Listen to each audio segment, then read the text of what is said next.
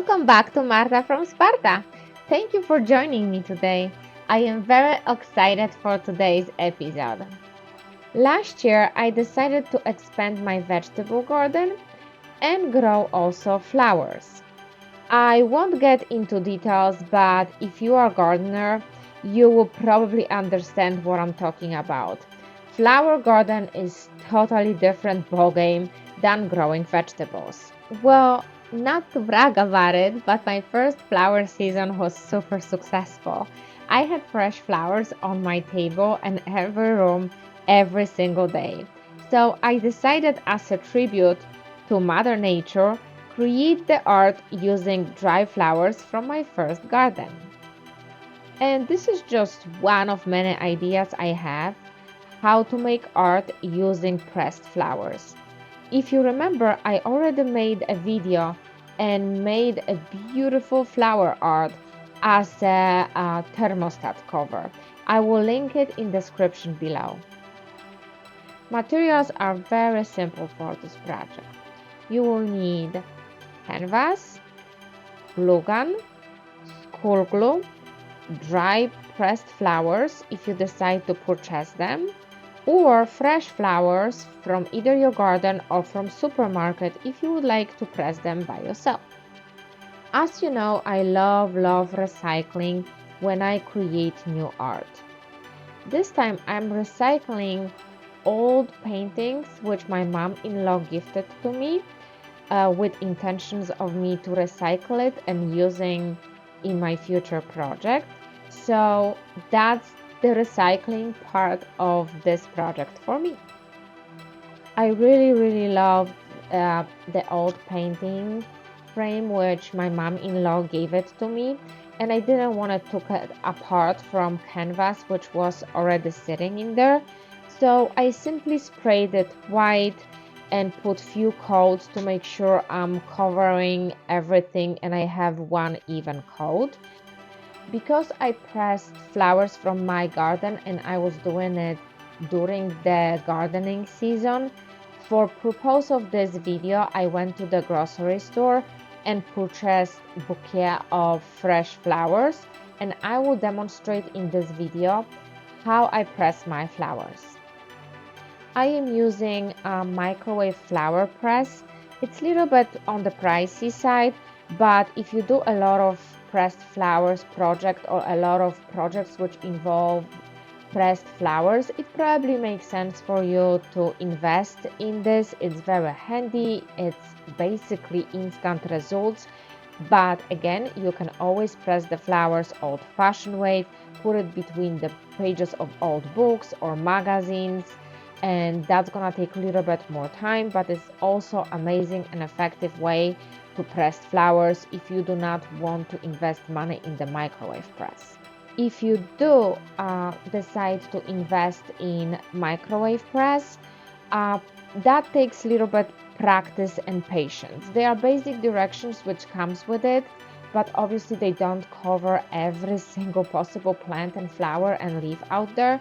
So it took me a while to get used to it and understand how to do it so I won't burn my flowers. But practice, and you will get there. So the biggest tip if you decide to buy flower press is to use same flowers and same thickness. Avoid flowers to touch each other while you are lining them up because they're gonna stick together during the drying process, and you're gonna have hard time to put them apart later without damaging them. Obviously, thicker flowers you choose, more time it will to take to dry them. I am using fresh flowers from Trader Joe's for this project to demonstrate how I do it right before I come up with the idea of art project.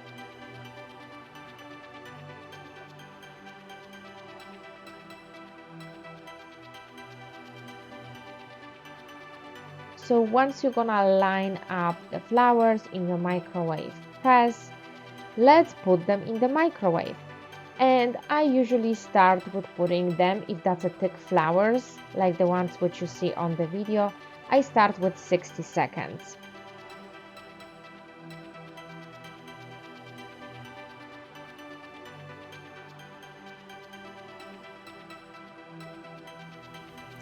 So basically, after we place the flowers in the tray, we put them in the microwave for 1 minute, and we check after 1 minute how they're doing. And if they're not dry, we have to put them for another minute. But between the sessions in the microwave, we have to give them a time to cool off, so they're not gonna burn.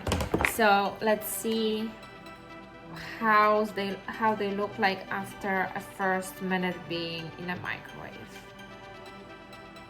Oops, they're super hot now, so I have to leave them at least a minute or two out of the microwave. They're still very wet, and after they cool off, I will put them for another minute, so this way I'm not gonna burn them.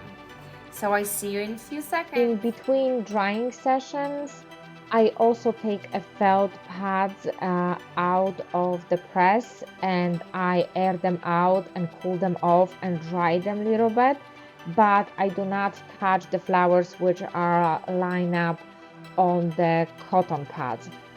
Also, while we're waiting, I would like to show you the color difference.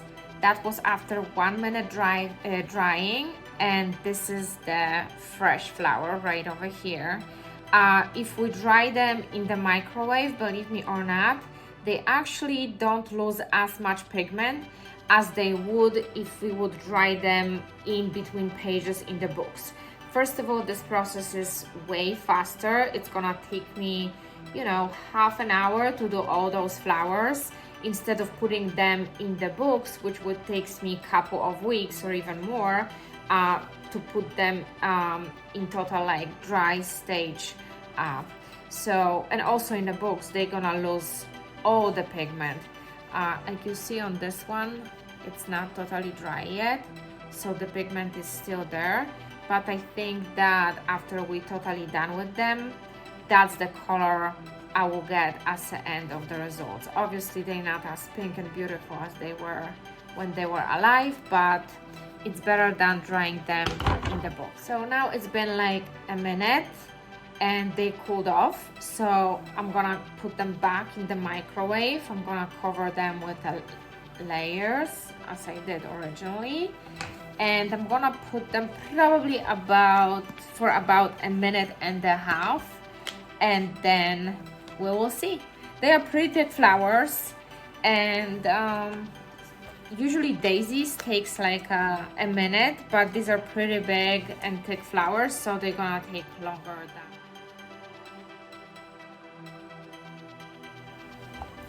So it's been another minute and a half. Let's see how they look. So for now, we have total 2.5 minutes to dry thick flowers like those. Woo. Steam is coming out. Let's see.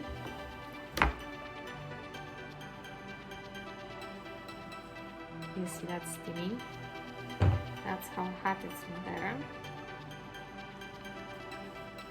Well, and that's how they look after 2 minutes. And as you see on this flower, this yellow, it means that it started to get burned a little bit. So I think I will leave them. They're not fully dry, but I think I will leave them for a day in between pages, because I don't want them to lose like pigment totally, and I don't want them to look burned. So that's one. This one looks way better. That's how much pigment they lost.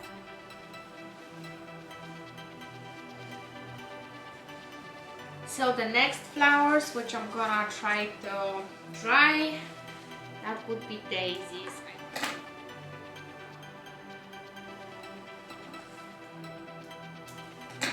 Spread them evenly so when you press them down, they're gonna be compressed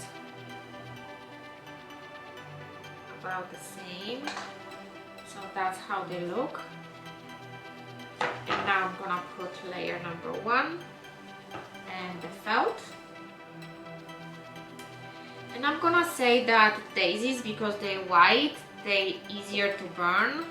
So I'm gonna put them for a minute, and then I don't know, I will see how they look like, maybe for an additional 30 seconds. So we will see. Let's put them in the microwave. So the steam is gone, and I'm getting them back in the microwave for a 30 seconds. I rather to do it more often than burn them, especially it's winter time and I don't have my own flowers in the garden to dry, so I had to get them in Trader Joe's.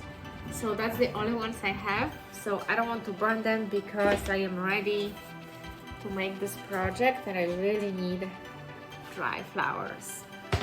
So back in the microwave for 30 seconds.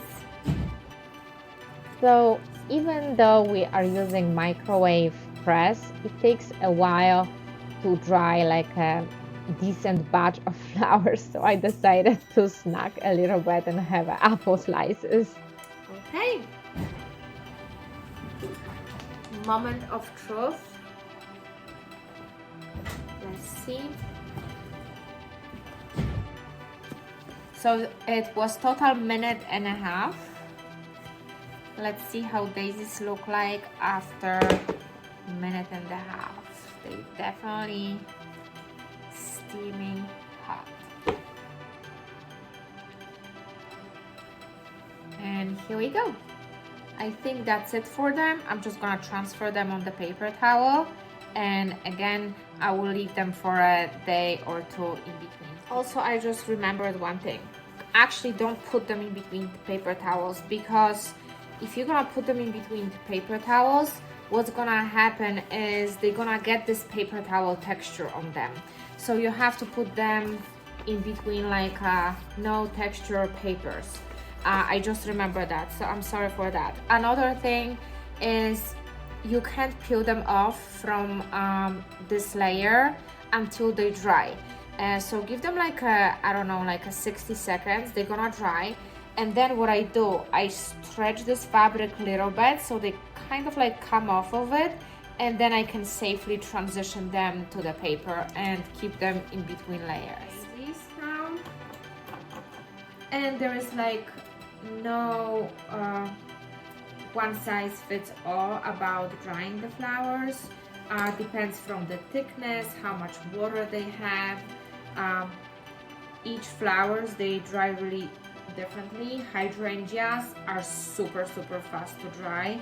I dry a ton of them in really short amount of time, but thicker the flower is and more layers, it's gonna take you way more time to dry them. I also avoid them touching each other, because then during the drying process they kind of gonna stick together and you're gonna have very hard time to separate. So I actually was experimenting a lot when my flowers in the garden were growing.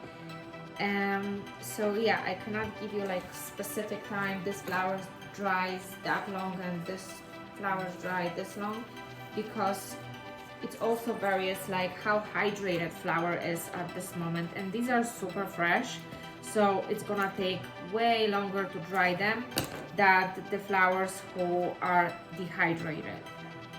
So again, I lay them up evenly, and then I'm gonna put a cotton layer and then felt, and they're going back to microwave. They also daisies, but they might take a little bit longer than the white ones which we did, because they are way thicker and they have more petals. So we will see how they go. I never dried a store flowers yet, so these are my first ones. I dried dahlias and daisies from my garden and hydrangeas from my garden. So I never pick them up right after rain when they are very hydrated. I waited like few days and then I put them in the flower press. And let's have more apple slices. Apple a day keeps the doctor away, right? I want to point out also that light flowers like a white daisies are very easy to burn and they're gonna get this rusty kind of color. So with them, you have to be more careful. Again, if you decide to invest money in the microwave press, you will learn it yourself. I would say start with 30 seconds and then check your flowers first in 30 seconds and kind of investigate it and learn yourself. They look pretty cool. But no, they are not even close to be dry.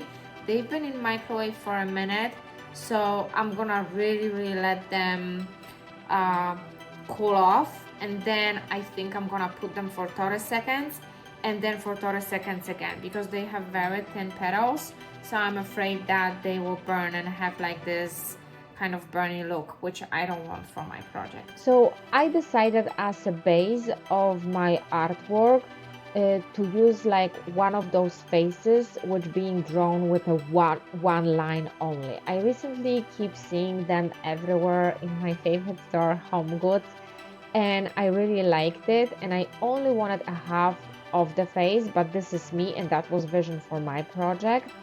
So I can draw it freehand, but if you cannot, I suggest to pick your design, print it out. You can also print it out in UPS store. If you picked a large canvas like mine, you might need to enlarge it, and it's like few cents in UPS store. And then what I did, I kind of pressed with a permanent marker, and I was tracing the line and it was bleeding on my canvas. That's what I would probably suggest if you are not really great with drawing. This is very simple way, and if you decide to do face like mine, there's plenty of designs on the internet. You just have to enlarge it, and don't worry if it's great resolution or not, because you're just going to trace it and you're just gonna bleed this design on your canvas. So it's really not that important to print good resolution. Even though you enlarge it and it's gonna be pixelated, you really don't care. So after I traced my face into canvas, I erased visible pencil. From there, I already traced it once again on the canvas with the permanent marker, and once I'm gonna clean up the pencil marks, I will start to actually make these lines perfect and even by using either like a kid's acrylic paint or you can use permanent marker if you want to. So I started to make my lines perfect using permanent marker, but I was still not very happy how they look like. So I grabbed acrylic school paint, like from your children's desk if you have kids, and very thin paintbrush, and I run over everything again with a black paint and very thin paintbrush, and then I really liked how the lines look like. Using the paintbrush and paint, it was definitely way faster than running permanent marker. So this is also personal choice. You can listen to the music, to the book, have some wine, have some tea, and just have fun with it. I personally found it way easier and faster using paintbrush and paint. Now it's time to actually glue the flowers on. So it's the same concept as with my previous video, which I'm gonna link below. I got a bowl with water and I dilute glue a little bit 50-50 with the water and start to actually glue the flowers on my canvas. And school glue is absolutely enough. You don't need really anything. Flowers will stay, stick and stay, no problems. So I decided to start with diluted school glue with the water. Later on, you're gonna see on the video, I noticed that I put like thousands of flowers over there. Okay, maybe hundreds. I'm exaggerating here. Then I started to pour a glue on the canvas because I found that this was way easier and more time effective instead of putting glue on every flower. That's how I did her hair. I put a glue on every single flower, and then I was like, oh, I can pour the glue actually on the area when I'm gonna be putting the flowers on, and then just place the flowers. So I'm using all flowers from my garden from last year, and as you see, I started to pour the glue and just like line up the flowers. It was way easier and faster. I'm not gonna talk about the design because this is very personal choice. I decided to do hydrangeas hair and use my daisies and other flowers from the garden um, to fill up as a background and do like a sun on the left side, and I painted her eyes. I used the leaves um, to make her lips, and I use also a fern to make her eyebrows and eyelashes. Every single eyelash is made from the fern pieces. So I'm not gonna suggest anything as far as design go. The only thing which I'm going to say is I had tons of pressed flowers from my garden, which I was pressing um, almost like once a week through growing season. So I kind of like underestimated how many I'm gonna need because size of this canvas, as you're gonna see at the end of the video, is huge. I had really hard time to put the whole canvas in the video and be able to do this art comfortably. It took me hours and hours of placing those flowers and pressing them, but I really enjoyed the whole process. I was listening to my favorite book and having my tea and probably wine occasionally, but again, it's hours of hours if you choose this magnitude of work. So please think and plan ahead. If your canvas are huge, you're gonna need a huge amount of pressed flowers in order to cover it. So this is complete artwork, and before I actually decided to make a video about it, I was looking at it at least 3 weeks.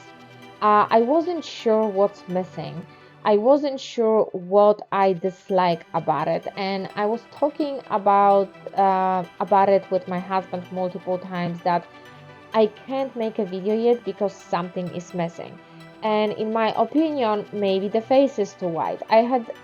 Maybe it's not enough mass. Maybe there is not enough dimension or color. And I couldn't come up with the idea what bothers me about this, what makes it look in my eyes unfinished, because I guess that's the thoughts I had. Why it looks unfinished. So one day my mom-in-law visited us and she had suggestion. She said that I should bring this purple color from her headband on into her cheek and balance this huge purple and bringing that purple on the other side of the painting, and probably that's what it's missing. And I was like, yeah, actually this is the great idea. And then my husband had another idea. He actually suggested to put another flower as her cheek blush. So stay tuned and you'll see whose idea I chose. So here we go. I'm experimenting with my mom's idea first. I am bringing the color on her cheek, and I'm gonna use the same color as the big flower to kind of create a blushing cheek on my artwork. So you see over here, I'm trying to see how my artwork, how's my mother nature, how my flower girl will look like when I'm gonna bring the same color on her cheek in form of blush. And I did love my mom-in-law's idea by bringing this color on the other side, and I think it was genius idea and may start to make this artwork finished. I don't think that I like only the cheek blush in form of the paint. So stay tuned. So then I combine my mom's-in-law idea with my husband's idea. So I brought the color from the big flower on the cheek, but in form of the flower. So here we go. Now I am very happy. The art looked very finished. That was the missing puzzle, which I was struggling to figure it out past 2 weeks. And my mom-in-law and my husband, they stepped into the rescue, and I finally finished this piece of art. And my flower lady is ready, and I'm proud, and I am so happy. And I looked at all these tiny flowers and big flowers, and it brings me joy, and it brings me memories, and it brings me this excitement when I wait for another flower season. This year I'm gonna grow more flowers, more dahlias. I'm getting more comfortable with it, and looking at this piece of art, it brings me feeling of accomplishment and joy and happiness, because there is nothing better than looking through your kitchen window and seeing huge field of colorful flowers waiting for you there. So thank you for joining me on this episode. Get up, get dressed, let's create. Thank you so much for being here with me. Thank you so much for supporting me, and I will see you next Sunday.